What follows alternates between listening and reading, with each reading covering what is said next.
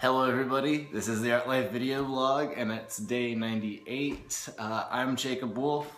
Today I'm here with Adolph Bastendorff. And we have quite a few pieces of Adolph's behind us, but this is just a very small fraction of the amount of art that you have. It's really incredible. And that's in his basement, and we will be checking that out. We'll go down after we talk for a little bit. So Adolph, thank you for having me here. Thank you for the hospitality, and yeah, man, it's been really rad hanging out. So when did you start with painting? First time I touched the paintbrush was in 1995.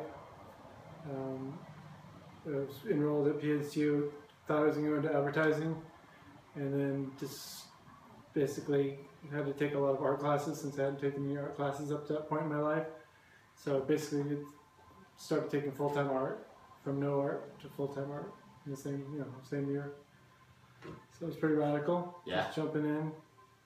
Didn't know if I could even do it or not, but. So what was your initial reaction to your first art classes? Found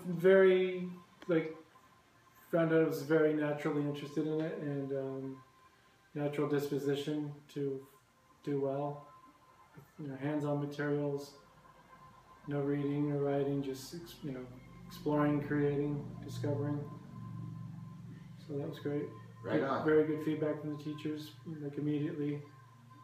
Who inspired you to become an artist? Nobody inspired me. I never wanted to be an artist. I basically discovered that I was an artist. Yeah. I basically, growing up, anytime I had art in school, I didn't realize it was a career path. It seemed more like recess. So anytime I had art, like in 6th grade or here and there, as I look back, I realized I did enjoy it, but I didn't know that you could actually take it more seriously. Right. It just seemed like some, almost like playtime or something. I didn't know it could be your career if you wanted to pursue it, and I didn't know I was even good at it. Right on. So, where did you go to college? PNCA? I originally discovered it as an artist at PSU, Portland State. Yeah.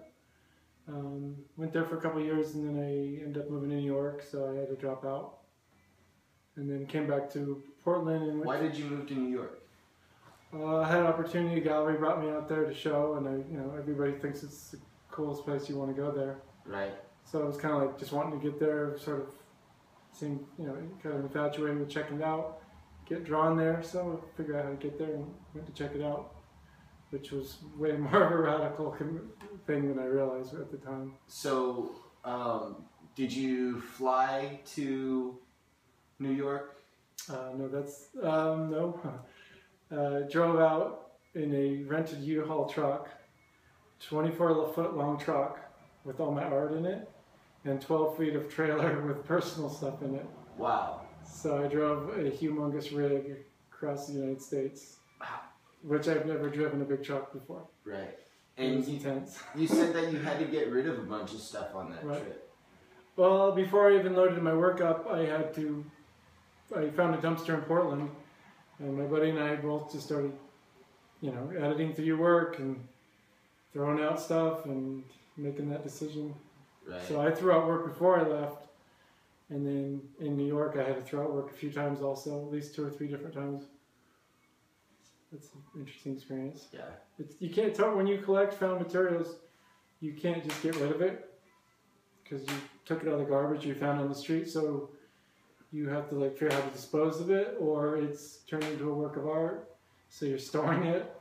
You can't just get rid of it. It has to be taken apart, and then you have to figure out how to, do I take it to the dump, or recycle the wood, or